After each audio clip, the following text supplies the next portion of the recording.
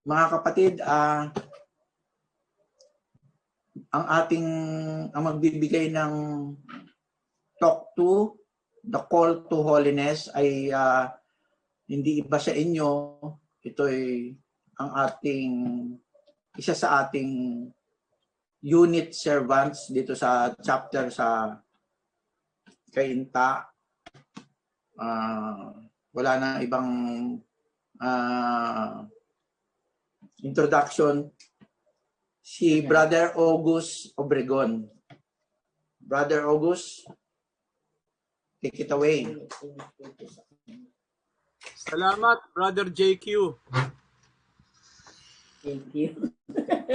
JQ nagsasabi. Take it away. Ay, sorry na nahalata tuloy ang edad ko. Magandang gabi po uli, no? Sa inyong lahat. Ngayon pong gabi, medyo buti, no? Nagkakita-kita na tayo uli.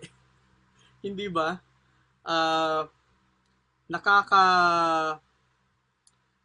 Nakakainip din, no? Yung nagsimula na tayo pero hindi tayo nagpatuloy ng dire-diretso, no? Kung maiisip nga natin, ano? Sinishare ko lang po yung screen ko, no?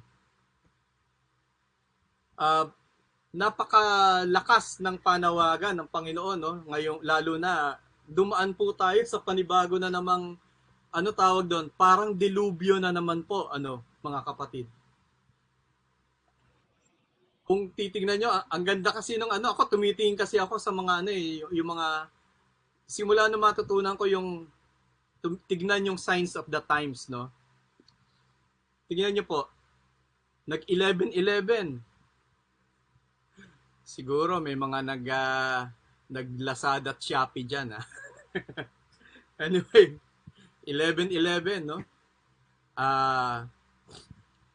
Tapos nung the next day, 11-12, tayo po naman ay binaha. Tapos alam nyo ba yung reading the next day, no? The reading the next day, yung Friday the 13th, ang reading po ay there is no other sign but the sign of Noah. Di po ba, no? If that is not the sign, no, na may sinasabi sa atin ng Panginoon, then nothing else is, no? So ngayong gabi po, ang pag-uusapan po natin, ang talk number 2 po natin ay the call to holiness, no? Tawag o panawagan para sa kabanalan, no?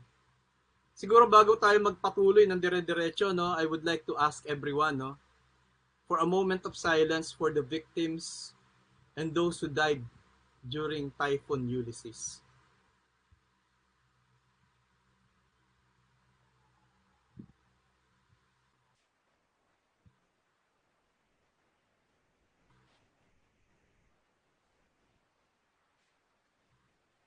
Okay, mga kapatid. So, napakarami po natin mga kapatid na na nasalanta, no? Hindi lang basta nasalanta ng basta-basta, no? Talagang yung iba nawalan talaga ng bahay.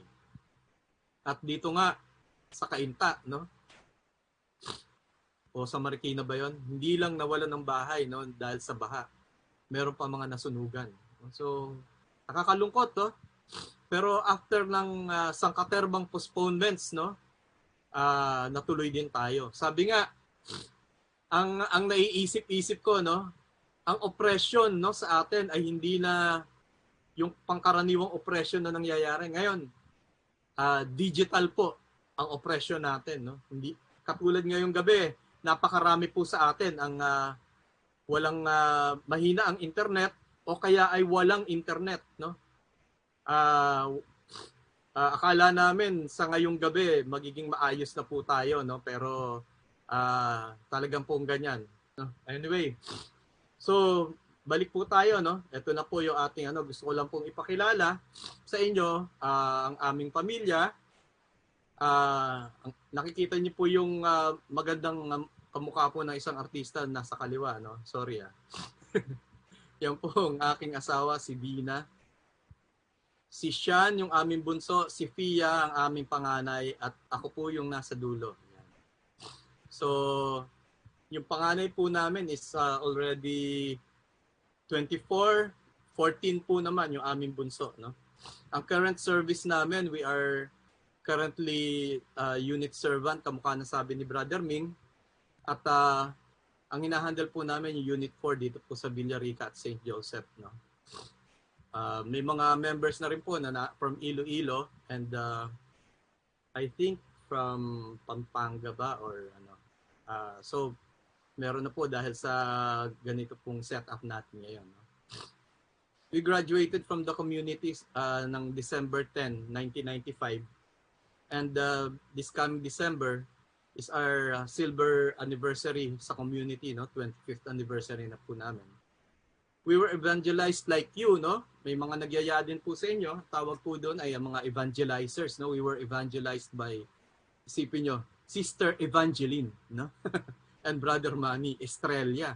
Evangeline na, Estrella pa, the star pa, no? Talagang napaka bait po, no, nung couple na yon at sila po ang nagdala sa amin sa community. Kayo din po, aalalahanin niyo kung sino po ang nagdala dito sa inyo sa community na ginamit ng Panginoon.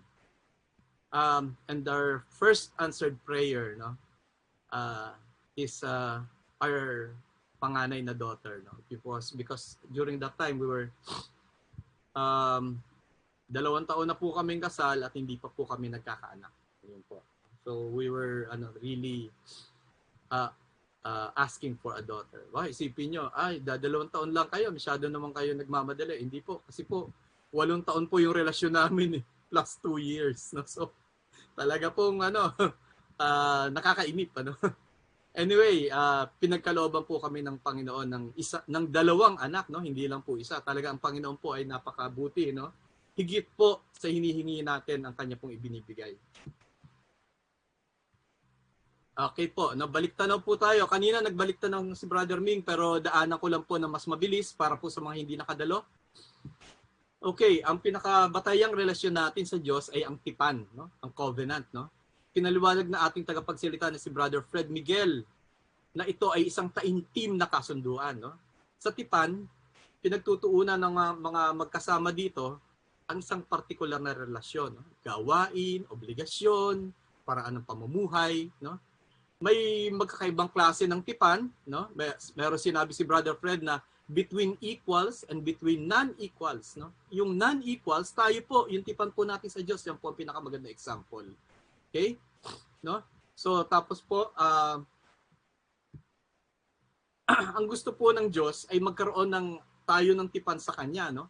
Pumasok sa isang personal na ugnayan, kaya po tayo, ayan, niyayaya po tayo ni Jesus, no, for a personal relationship with him, no? Ito po ay hindi lang batas, no, kundi isang buhay na relasyon kay Jesus, no? We are speaking of a living relationship with him, no? Tapos binanggit din po ng speaker natin kung ano ang ating tugon, no? Ang mahalin ang kapwa, no? At gaya ng turo ng ating Panginoon, no? Isabuhay ang kanyang pagmamahal, ipadama sa kapwa-tao natin, no? Ipakita sa pamamagitan po ng isang community, no? Katulad natin sa MFC. At syempre po, lalo-lalo na sa isang pamilya, no? Dahil dyan po tayo unang-una nakapaloob. No? Tapos, pinaliwanag din po na ang nature po ng ating commitment is 1, to love and serve God. And to love and serve one another, no? At dapat po ay magpakabuti at magpakabanal tayo at magpagamit po tayo sa Panginoon, no? Sinabi rin niya na dapat tayo ay maging asin at ilaw ng sanlibutan, katulad ng sinasabi ng ating Panginoon. Ito po ay laging panawagan ng ating Panginoon na magsilbi tayo bilang mga asin at ilaw ng sanlibutan, no? Hindi na po ako magpapakalalim dyan, no? Bilang bahagi din ng isang community tulad ng MFC, no, may mga kailangan tayong linawin, no? So, kailangan malinaw at nakasulat na commitment, no? Yun yung mga kailangan nating na kaya tayo meron tayong covenant card. Kaya rin po tayo merong covenant recollection para malinaw po sa atin lahat, no, ang ating pinaninindigan, yung ating kinukomit, no. Meron din po tayo dapat na malinaw na pamunuan, no, ng pamamahala, para organizational structure. Kung kaya meron po tayong servant general, meron tayong area servant, may chapter servant tayo, meron tayong unit servants, may household servants, at mga members, no. So lahat po, no, meron pong malinaw na may kaayusan, because our God is a God of order, no. Kaya po kailangan gano'n, no. At sinabi nga rin ni Brother Fred, no, yung malinaw na malinaw, sabi niya, kailangan tayo maging responsable sa isa't isa, no. We have to correct each other if we are going the wrong way, no. Kung nagkakamali po tayo, no, brother, kapatid, no, kailangan ayusin po natin, mali po yung ating ginagawa, no? So ito po ay nagpapakita na mahal po natin ang isa't isa, at we care for each other, and dahil po ayaw natin na mapasama tayo o mapasama ang ating community, no, kung kaya kailangan natin we correct each other, no. At lastly, ang pagpapakita po ng buhay na kaisahan, no, na kaya po tayo may mga activities, no. Karamihan na bago lang pumasok sa community, konti pala nakikita nyo, meron tayong chapter assembly, meron tayong GMT, no. Yun pa lang po mga nakikita natin, pero marami pa po tayong activities na magkakasama po tayo sa isa't isa, no. So yun po, no. Simulan ko na po yung talk, no. Kala nyo nagsimula na. Hindi pa po, mga introduction pa lang tayo. Okay, so ito na po, no. Nakita po natin, no, katulad ng sabi ko kanina, na tayo po ay sa Missionary Families of Christ ay meron po covenant card. Yun po ibibigay sa inyo, no. Ibibigay po sa inyo yan kapag natapos na po tayo, no, dito sa covenant recollection, no. So dito po nakapaloob yung ating po mga pangako sa Diyos, no, na gagawin natin bilang kanyang mga tagasunod. So ang pinakaunang pangako natin sa ating tipan bilang MFC ay ito, no. I shall live as a follower of Christ, pray and read the Bible daily, strive for holiness and Christian perfection. Ano po Tagalog niyan? Mabubuhay akong tagasunod ni Kristo. Mananalangin at magbabasa ng Biblia araw-araw. Magsisikap sa kabanalan at Kristiyanong pagkalubos or perfection, no? Okay, no? So yan po ang unang-una, kaya ito po yung unang talk natin dito sa atin pong actually second talk, pero unang talk na nagdi-discuss dun po sa nilalaman ng atin pong covenant card, no? Yung atin pong covenant sa ating Panginoon. Okay. So bilang isang Kristiyano, tayo ay tinawag hindi lang upang talikuran ang kasalanan. Hindi lang upang bumaling kay Jesus sa pananampalataya, no? O sumunod kay Jesus. Hindi lang upang maging mabait na tao o magpakabuti. Ngunit tayo rin po ay tinawag na maging banal. Wow. Medyo, sabi nga ng mga gat mabi. Yeah. Sabi ni na Yorme, no? Gat mabi noong mga panahon nila. Ako, hindi ko na alam yun kasi dito lang ako medyo late na ako pinanganak eh. Okay. So, no? Wow, kaya ba yun, no? Kaya ba yung gano'n, no? Yung maging banal, no? So, ito po ang sinasabi ng 1 Peter, no? Tignan po natin. Medyo maliit po, no? Pero babasahin ko na lang po sa inyo. 1 Peter 1:15 to 16, no? Chapter 1, verses 15 to 16. No? Ito po ay unang sulat ni Pedro.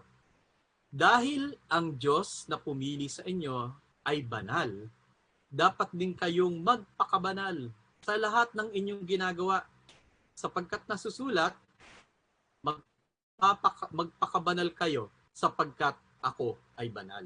No? Himayin natin. Ang Diyos na pumili sa iyo at sa akin ay banal. Siya ang halimbawa natin. Kung banal siya, dapat ay subukan mo rin. Subukan ko rin na maging banal. Hanggang maging banal na nga ako.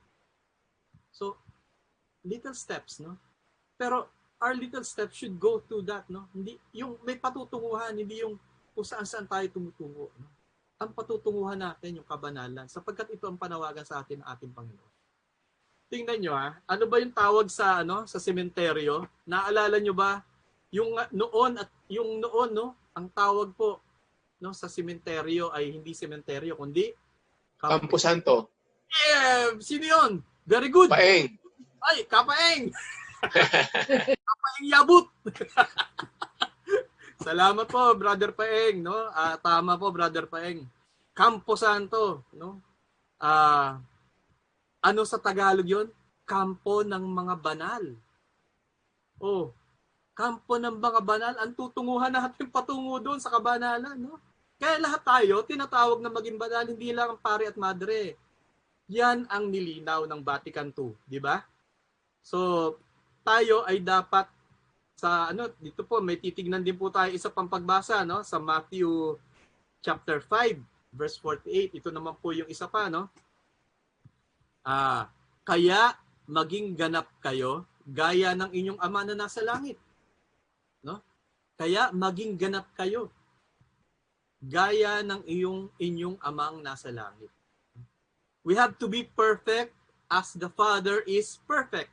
No? Perfection is to be mature in faith. No? Kailangan yung papalalim na pananampalataya. Yung dalawang yan, no? Yung kabanalan at yung Christian perfection, may naalala tuloy akong kanta, no? Sabi niya, yung nung bata, medyo mga para sa mga bata, no? Yung little by little every day, Jesus is changing me, di ba? So, ito po yung nagpapaalala sa atin na dapat tayo kahit unti-unti, no? Unti-unti. Let us chip. Danggalan natin ng unti-unti yung ating sarili, no? Na to be perfect like the Father is perfect. To be holy like the Father is holy, no? Unti-unti, no? Hayaan po natin ng ating Panginoon to change us, baguhin tayo, no? Okay, isa pa po, no? Para po tayo lumago sa kabanalan, no? Para po tayo lumago sa kabanalan, kailangan natin higit pang makilala ang Diyos. No? Kailangan natin makilala siya at ang kanyang mga kapamaraanan at maisabuhay po natin siya at maibahagi po natin siya. We have to know Christ, live Christ, and share Christ. No? Ang pinakasimpleng paraan para makilala natin ang Diyos na higit ng direkta ay yung direktang pakikipag-usap po sa kanya through prayer and the Bible, no? Yung sa pag-aaral po ng banal na salita. So yan po yung bahagi ng ating commitment to the Lord, no? Kasi gusto nga natin siya makilala, no?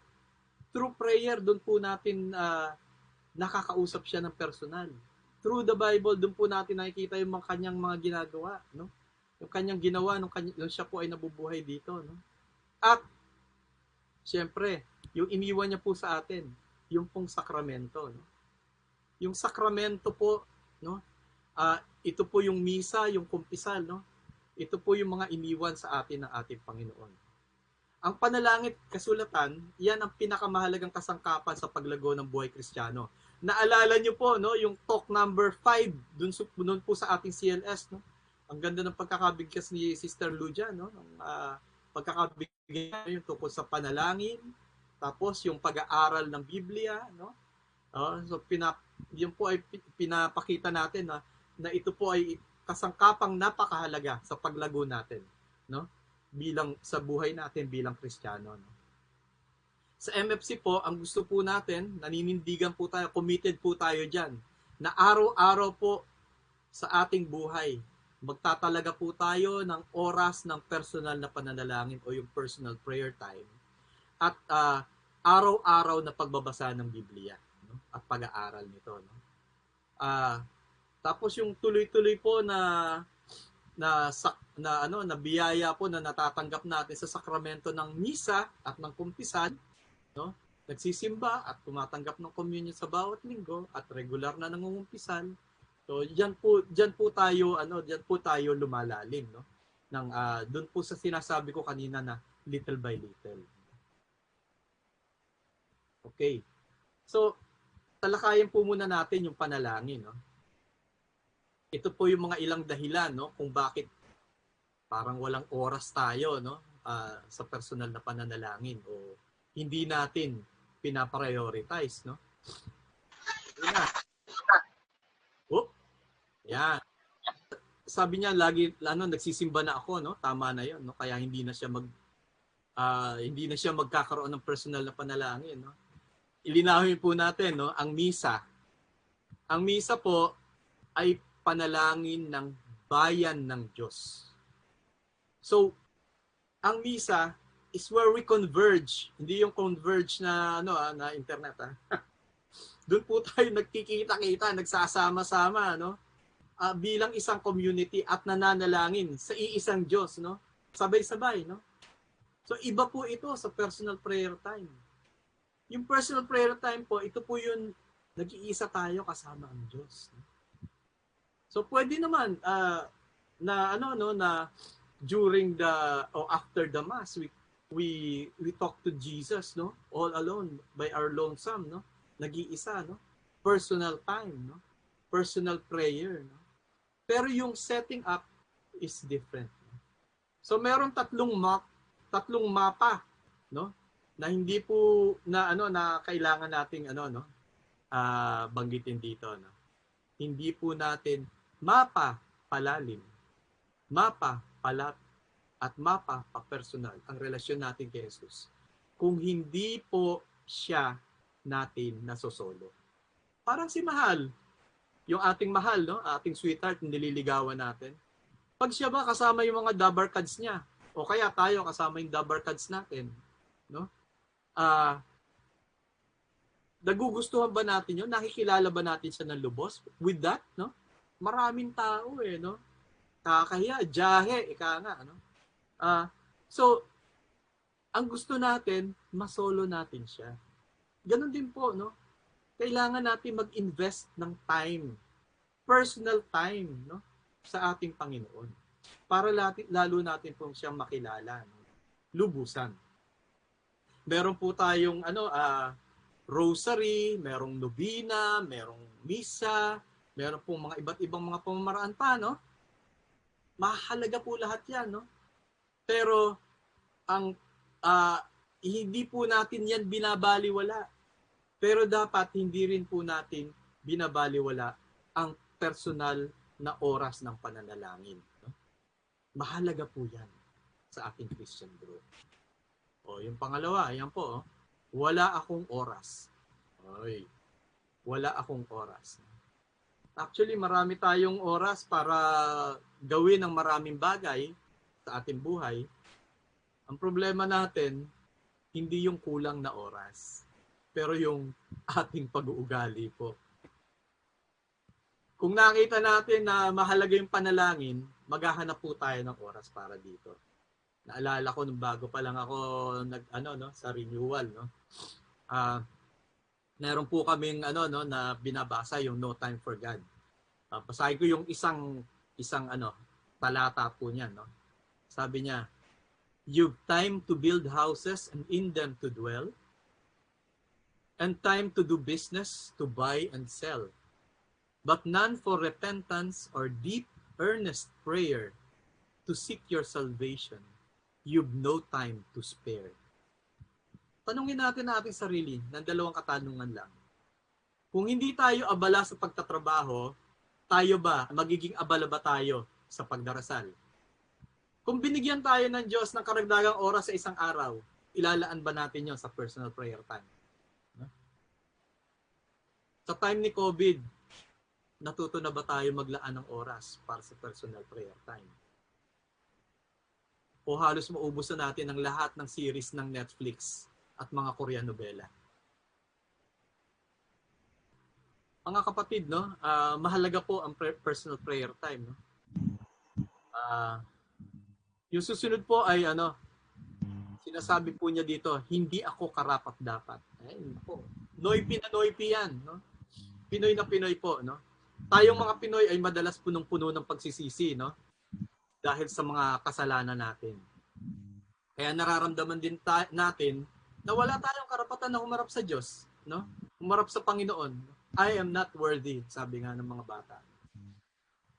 Totoo na hindi tayo karapat-dapat, no? Pumasok sa harapan, no? Pumunta sa harapan ng ating Panginoon, no? Sa presensya ng banal na Diyos, no? Pero di ba lahat naman? So kung iisipin natin yon na hindi tayo karapat-dapat, di lahat hindi pwede, di lahat wala na magdadasal. No? Ano ba ang gusto ng Panginoon sa atin? Ang gusto niya, manumbalik yung relasyon natin sa Kanya bilang mga anak niya. Alam niyo ba, palagi tayong sinusubukan ng mga demonyo, no? Ng demonyo na maniwala at manatili sa pagiging hindi karapat-dapat at pagiging makasalanan. Yun ang gusto niya mangyari sa atin. Kasi lahat ng kasinungalingan sa sabihin ng demonyo para hindi tayo magkaroon ng relasyon sa Diyos. Ito ang mga pangaharang na ginagawa niya sa atin, no? Kaya ang gusto ng Diyos, magkaroon tayo ng matalik na relasyon sa Kanya. Alalahanin natin na habang mayroon tayong pag-asam o yung pagkagusto na manalangin, malinaw na sinyalis po yan na hinihikayat tayo ng Diyos sa ating Panginoon na maglaan ng oras para. Hindi magtatanim ang Diyos ng ganyan, no? Ng pagkagusto sa ating puso, no? Para lamang ma-frustrate tayo. Hindi niya tayo pangungunahan para maghanap ng mga bagay na imposible. Kaya kung nararamdaman nyo na unworthy tayo, magdasal na lang po tayo. Okay, yan po, no? Nakakaawa naman yung mukha na yan, no? Ang hirap naman. So, nahihirapan, no? Ano yung nahihirapan siya, no?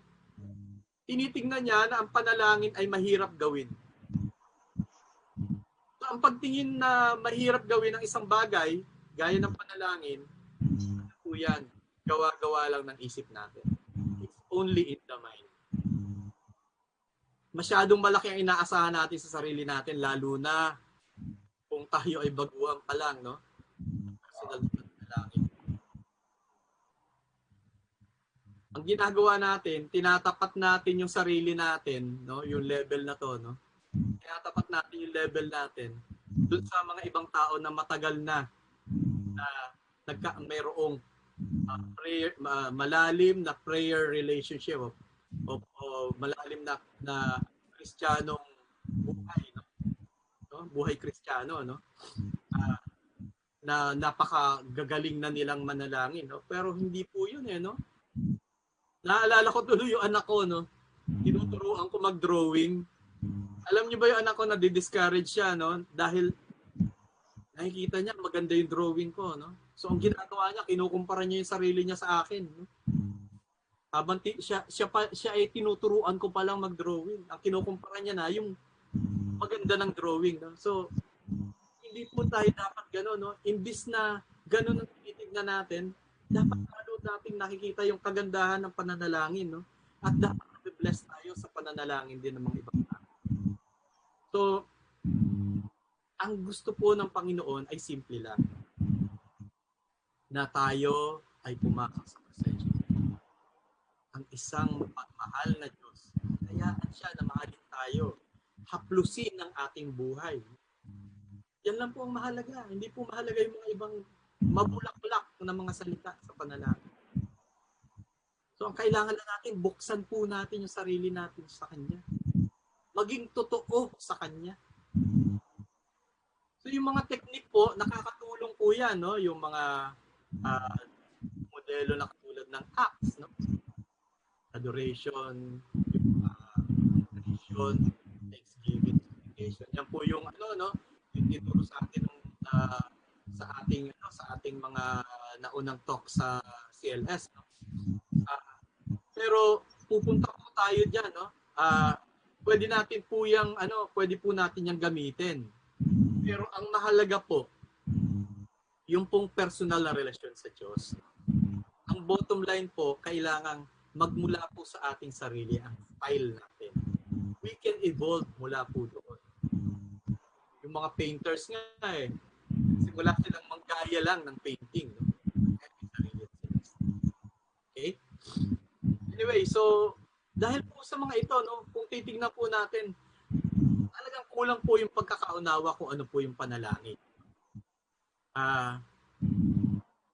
Karamihan kasi sa atin, maaaring naturuang manalangin ng bata pa tayo. Pero pwede din naman na hindi natin alam kung bakit tayo nagdarasal. Kailangan magdasal. Kadalasan nakikita natin yung pagdarasal na humihingi lang sa Diyos, no?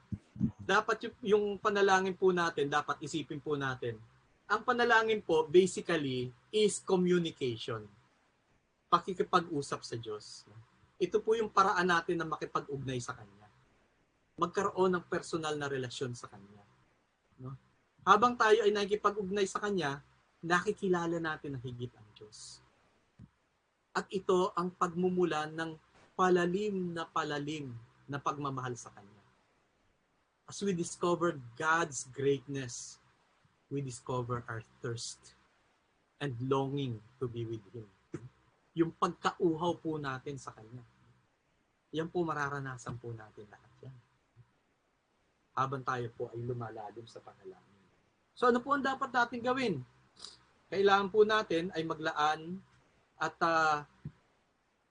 manindigan, no? Panindigan ng oras para sa pagdarasal. No?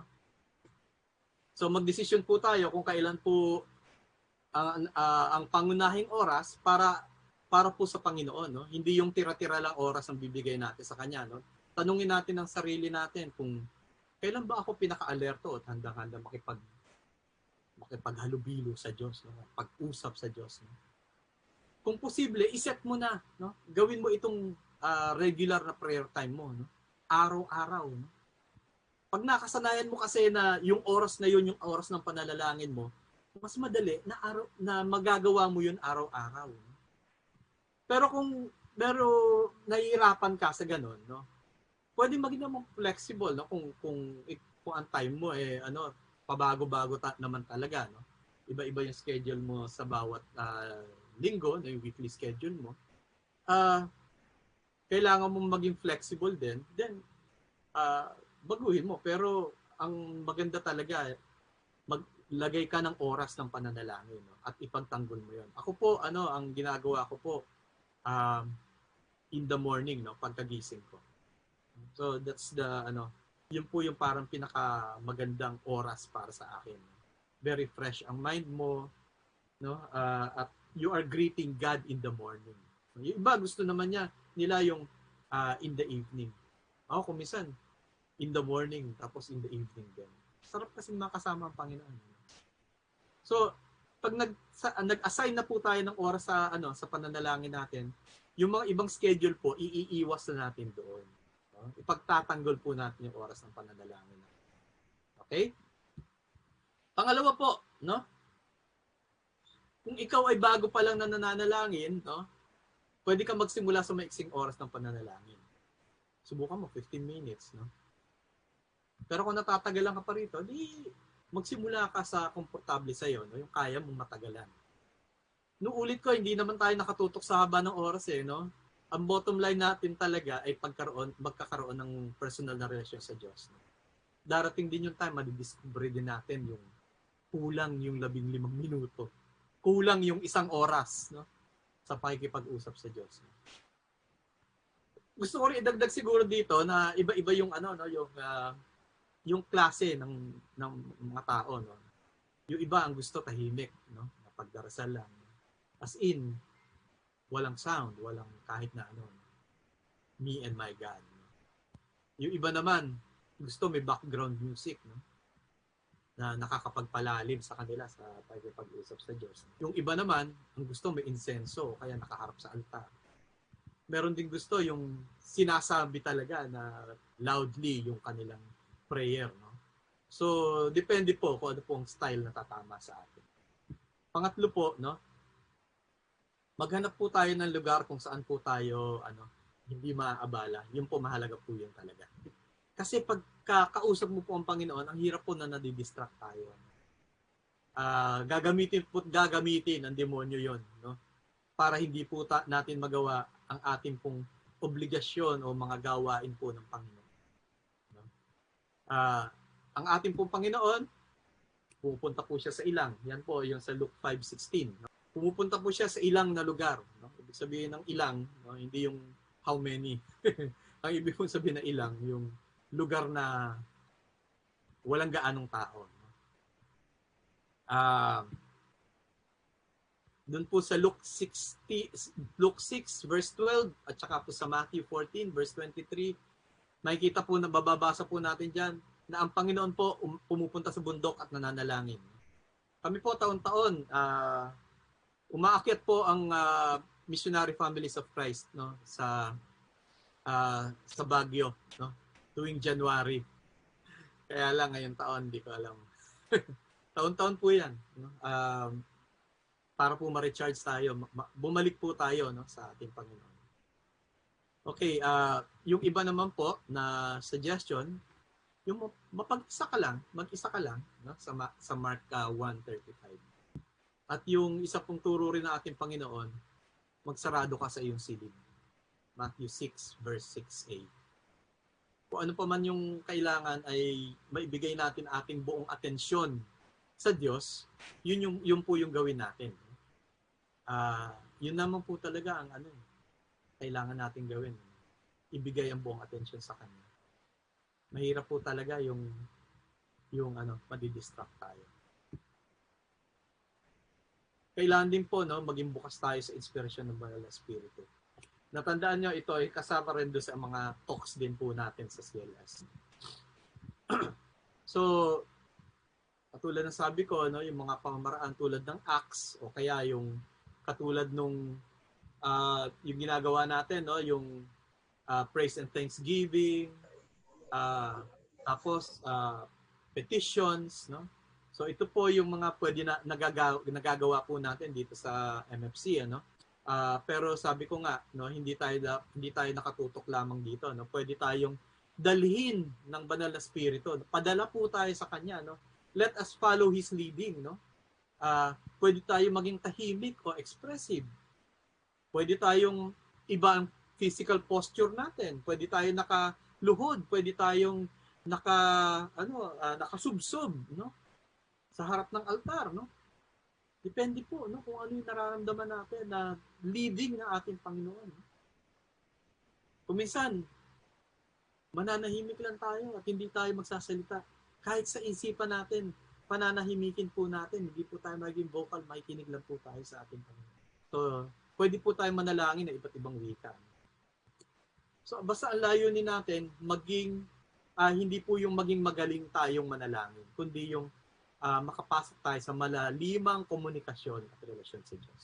So, ano pa nang dapat natin gawin? No? Habang nagmamature po tayo sa pananalangin, maaaring dumating po sa atin yung mga iba't ibang problema, no, sa pananalangin. Pero ang pinakamahalaga po, harapin natin yung mga hadlang sa pananalangin. No? Una, ang mga kabalisahan at alalahanin na nakakabahala sa atin. No?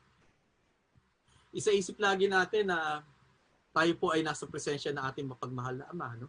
Yung super being na nagbigay sa atin ng higit pa sa ating pangangailangan. Kami, isa lang hinihingi namin. Binigyan kami ng 2 anak. No? Ipanalangin din natin, no, ang ating mga alalahanin. Itaas natin sa Kanya, no? Ibigay natin, no, sa kamay ng Diyos. No? Let us trust God. No? Pangalawa, no, sobrang pag-aalala tungkol sa kalidad ng ating pananalangin. No? Hindi tinitignan ng Diyos ang ating estilo o kung gaano kagaling tayo manalangin. Kundi ang pinakasimpleng gusto niya ay makapiling tayo. Ang panalangin natin ay yung simpleng katotohanan lang na parang isang bata na humaharap sa kanyang ama. No? Yung kanyang minamahal na ama. Kung di man maganda ang relasyon nyo sa ama ninyo, ibahin ninyo ang God the Father. Gagawin niya lahat para lang makasama kayo. No? Makapiling kayo. Makapiling tayo. Pati nga anak niya, binigay niya. No? So lahat ibibigay niya, lahat gagawin niya. para lang tayo magkaroon ng personal na relasyon sa Kanya. So, yung banal na espiritu makakatulong din sa atin, no? Sabi nga sa Romans 8:26, no? Gayon naman, tinutulungan tayo ng espiritu sa ating kahinaan sapagkat hindi tayo marunong manalangin ng nararapat. Kaya't ang espiritu ang namamagitan para sa atin at dumaraing sa paraang hindi natin kayang sambitin. So, we have to trust the Holy Spirit. Pangatlo, pagkatuyot o yung spiritual dryness, no? Ang spiritual na pagkatuyot sa pananalangin at kahit sa ating Kristiyanong buhay, no, maaaring mangyari, no? Yung dryness, no? Ito yung pakiramdam natin na malayo ang Panginoon sa atin. Yung parang nagdarasal tayo at nagsasabi na parang nagdarasal tayo na parang masabi lang na nagdarasal tayo, no? Pero mga kapatid, normal po ito. Normal ito. Wala tayong dapat ikabalala dito. Alam nyo ba kung gaano ka-normal to? Pati mga santo po, dumaan dito. May ibang santo, 5 taon na nararanasan ng spiritual dryness, no? Pero sabi nga ni Saint Alphonsus, no? At Alphonsus Ligori, no? Sabi niya, ito gayon ang sagot sa mga panahon na natutukso kang tumigil ng pananalangin. Dahil tingin mo na aaksaya lang ang oras mo.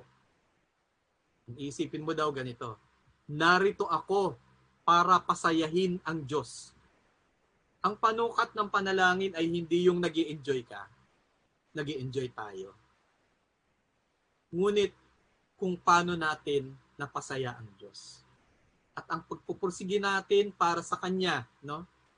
Para mapapurihan siya, makakatulong sa paglago natin mismo ng ating spiritualidad. So ang panalangin ay isang commitment, no? Hindi lamang ito emotional na karansan. No? So dryness tests our faithfulness in praying to God, mga kapatid. So kailangan, no, na kahit meron tayong nararamdaman na dryness, no, o kahirapang makinig, dapat patuloy pa rin tayo, no, sa panalangin. So dumarating din tayo, nahihirapan tayo makinig o kaya pakinggan natin ang Diyos, no? So ang panalangin, sabi ko nga kanina, no, it's a communication, no? Hindi lamang siya pakikipag-usap sa Diyos, kundi pakikinig din sa Kanya. Nakikinig tayo sa pamamagitan ng ating puso, no? O tumitingin tayo sa pamamagitan ng mata ng ating pananampalataya, no? Ang panalangin natin na hindi lamang yung paghingi sa Diyos ng mga bagay-bagay, ngunit yung hayaan siyang punuin tayo, no? Buuin tayo. Buuin ang ating puso at isipan. Subalit, siguro, pinakamadali sa atin, tayong tao, magsalita. No? Kaya nahihirapan natin sarili sa pakikinig, no? Nahihirapan tayo. No? Mas gusto natin nagsasalita tayo. Pero kailangan nating matuto, no, na kailangan natin makinig. Sabi nga, 2 tenga natin, 1 bibig. So, lamang, lamang ang tenga, lamang ang pakikinig. So makinig po tayo, no, sa ating Panginoon, no. Siguro, no, yung kailangan nating subukan yung sinabi na parang i-review natin yung araw natin. Tignan natin yung araw natin, no? At ano ang mensahe ng Diyos sa atin. Kamukha nung sinabi ko kanina, no? Tinignan ko, no? 11, 12, and 13. Ano yung message do sa after the flood? There is only one sign, the sign of Noah. And that is yung the sign of the flood, no? Yung pong panahon ng dilubyong yan, na dinanas na naman natin, kailangan po natin pakinggan kung ano po sinabi ng Panginoon diyan, no? Bumalik na tayo sa Kanya. Magsisi na tayo sa ating mga kasalanan. Kung hindi, panibago na naman dilubyo darating sa buhay natin. At hindi lang po tayo, dapat pinapahayag din natin yan sa mga ibang tao, no? Let us ask them to listen to the Lord. Sabi nga ni Propeta Samuel, no? Speak, Lord. Your servant is listening, no? Okay? So mga kapatid, no? Ito naman po. Dumako po tayo dun sa Biblia, no? Maliban sa pang-araw-araw na personal na pananalangin, kailangan natin na na magbasa at magnilay sa salita ng Diyos. Ang Biblia ay aklat ng karunungan, no? Para tayo ay mamuhay sa isang puspos ng espiritong buhay Kristiyano, no? Ang Biblia ay kapangyarihan, no? Para atasan tayo na baguhin ang ating buhay. Ayan po sa Hebreo 4:12-13. Basa, no? Sapagkat buhay at mabisa ang salita ng Diyos. At higit na matalas kaysa alinmang espadang magkabila ang talim. Tumatagos ito hanggat kaluluwa at espiritu at hanggang sa kasukasuan at kaloob-looban ng buto. Nalalaman nito ang pinakamalalim na iniisip at hinahangad ng tao. Walang makapagtatago sa Diyos. Nakikita niya at lantad sa paningin niya ang lahat. At sa Kanya tayo mananagot. No? So, yan po ang Biblia. No? Ang Biblia ang nagbibigay, no? Nagbibigay inspirasyon, nagpapalakas sa atin ng ating buhay. No? So, habang hinaharap natin yung mga daluyong ng buhay natin, no? Kumuha po tayo ng inspirasyon mula sa Biblia. No? At kadalasan po yung pagbabasa po ng Biblia ay gagabay po sa atin. Yung bawat talata po, kung minsan yan, makikita nyo na parang araw po yan. No? Sabi nga, parang espada na magkabila ang talim, no? Na lumalabas, naglilip, no? From the Bible, no? Tumatama sa iyo, no? At makikita mo po ang sinasabi ng Panginoon sa iyo. So, iminumungkahi po na pagsamahin po natin, no, yung pagbabasa ng Biblia at yung oras ng ating pananalangin. So, ang dalawa pong ito kasi magka-interactive po ito, no? Madalas natin ginagamit na yun sa mga panahon na ito, yung salitang interactive, no? O magkatugon po sila. Ang kapakipakinabang na kasangkapan ay ang paggamit ng mga base sa Biblia na pang-araw-araw na gabay na panalangin, no? Tulad ng God's Word of Today, no? O the Word Among Us, o Our Daily Bread, o yung atin pong may Bible reading guide po tayo sa libre po yan, no? Tama-tama, by next Sunday, it's Christ the King, no? So, magsisimula na naman po ang panibago pong taon, no? Liturgical year, no? Kaya makakahingi po tayo sa simbahan. Tayo po ay maglaan din ng oras, no, sa pag-aaral ng Biblia, no? Kasi dapat tayong dapat po yung Biblia inaaral din po natin 'yan. Inuunawa natin, hindi lang po yung binabasa natin, no? Meron pong mga pumapaloob pa ng mga ibang mga kahulugan in between the words. Sabi nga. Minumungkahi po na magbasa po tayo ng mga Kristiyanong aklat din, no? Ang mga Kristiyanong aklat po ay basahin po natin parang isang aklat per month, no? Para po tayo lumalim, no, sa ating pagkakaunawa. Yung Biblia po is the word of God, no? The word of God. No? Yung Kristiyanong aklat po is the word of men about God.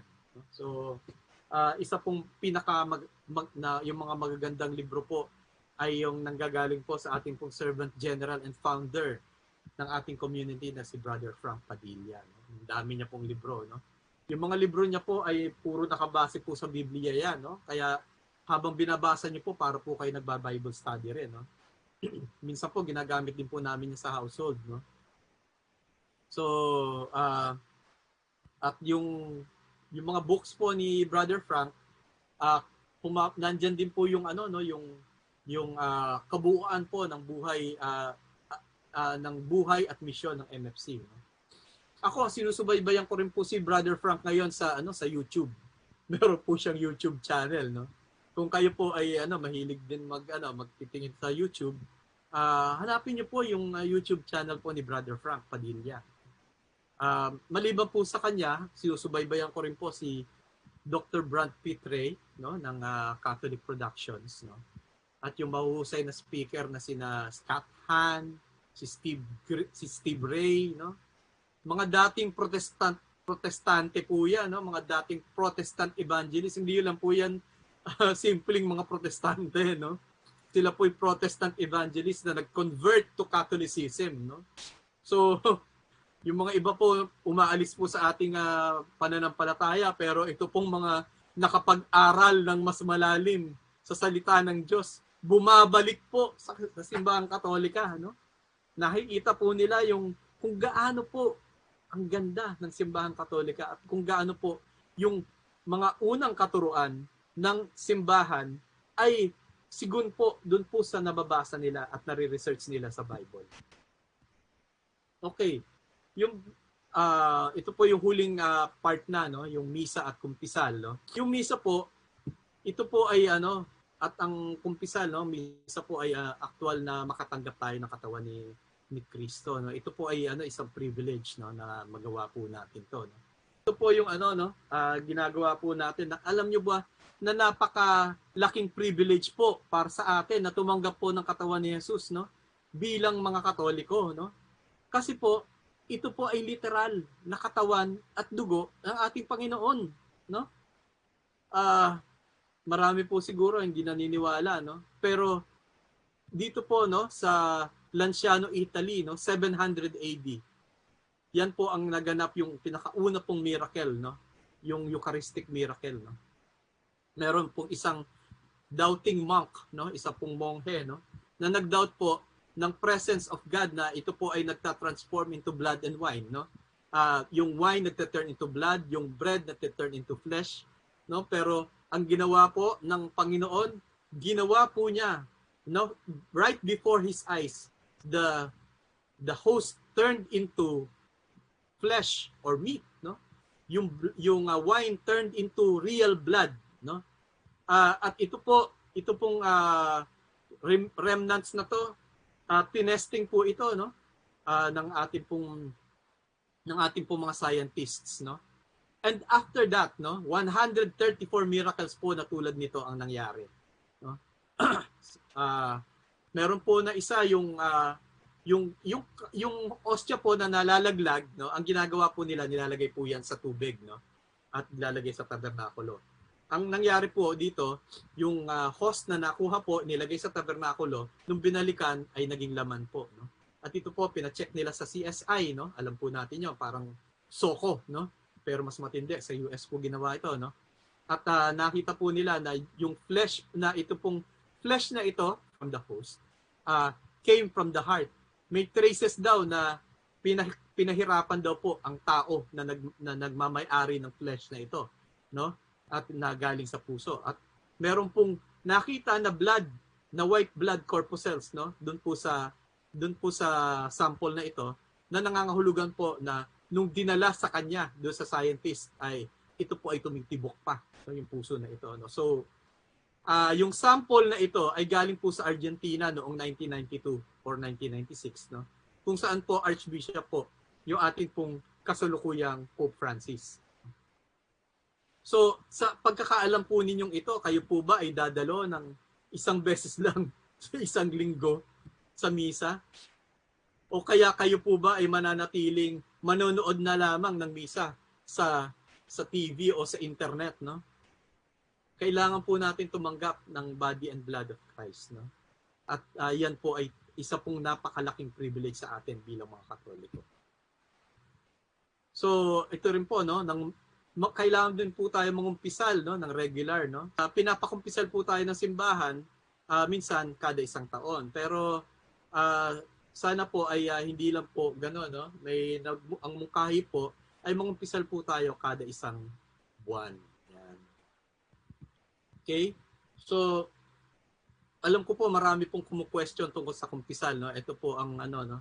Pabayaan ko na lang po si Pope Francis na magpaliwanag sa inyo, no. Sa ating lahat. Sabi po niya, ang mga pari at obispo ay nagiging instrumento ng awa ng Diyos at gumaganap na kinatawan ni Kristo. Sila ang kahalili ng mga apostol. Kung kanino sinabi ni Kristo na ang pinatawad mo, ang kasalanan ay pinatawad na nga, mahalaga na mangumpisal ako na umupo sa harapan ng isang pari na kinatawan ni Jesus, na lumuhod ako sa harap ng inang simbahan, na tinawag para magkaloob ng habag ni Kristo. Ito ay kung yung kaharap mo ang isang tao na kumikilos in persona Christi, no? Ibig sabihin nun, sa katauhan ni Kristo, para tanggapin at patawarin ka. ito ay pakikipagtagpo sa habag. At yan po ang sinabi ni Pope Francis. This is my reflection. Sa consecration, where the host and wine becomes true flesh and true blood of Jesus. Tunay na laman at tunay na dugo ni Jesus.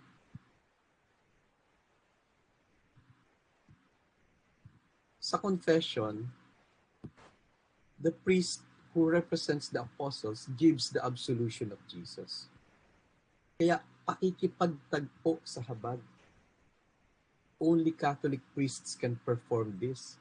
Dahil sa lineage, yung connection natin sa apostles, no? Wala pong putol yan. No? Both are encounters with Jesus. Sa misa, ang kanyang pagliligtas at sa kumpisal, ang kanyang pagpapatawad. Parehong magdadala sa atin tungo sa kabanalan. In closing, tatandaan po natin na ang kulang o kapos na oras ng pagdarasal ay nagpapakita ng kapos o kulang na katapatan natin sa Panginoon. Kapag ating binaliwala ang panalangin, aanihin natin ang walang lakas, mahina at matamlay na buhay Kristiyano, kung saan walang kapayapaan ang puso natin at isipan at maging ang direksyon ng ating buhay. Kung kaya, ang dasal po at Biblia ay magpapakonekta po sa atin sa lakas ng Diyos, no? Kabaliktaran po ng ating pong kapos na oras. No? So, ang misa at kumpisal ay kaloob na grasya tungo sa kabanalan ng ating Panginoon. No? So, tayo po ay nagtatap, no, para po ng nung mag-brown out po tayo during this recent event, no. Tayo po nagkaroon ng brown out. Mahina po, malungkot po tayo, no. Marami pong tayong kung ano-ano po naiisip natin. Pero nung magkakuryente po na tayo, balik sa naging maligaya po tayo uli. Naging maliwanag po ulit lahat. Ganun din po ang dasal at Biblia sa pagkonekta po natin sa ating Panginoon. Bago po ako magtapos, no, isa pong kwento ang aking pong iiwan tungkol po sa Cherokee Indian, no. Ito po ay isang oral tradition po nila, no. Ang Cherokee Indian po, mga Native Americans po yan, no, yung mga Indian na tinatawag natin. No? Ang bawat tao daw po ay may naglalaban na dalawang wolf o lobo sa kanilang mga sarili. Ang isa ay si kabutihan o kabanalan at ang isa po ay si kasamaan, yung pagiging makamundo. Kung sino po ang mas pinapakain natin, ang mas pinahalagahan natin, ang mas pinalalakas natin, siya ang mananalo. Nilikha po tayo na kawangis ng Diyos. Binigyan niya tayo na natatanging karapatan para tawagin para sa kabanalan tulad niya. At makasama siya sa buhay na walang hanggan. Brothers and sisters, no? Magpasya po tayo. Purihin ang ating Panginoon. Maraming salamat.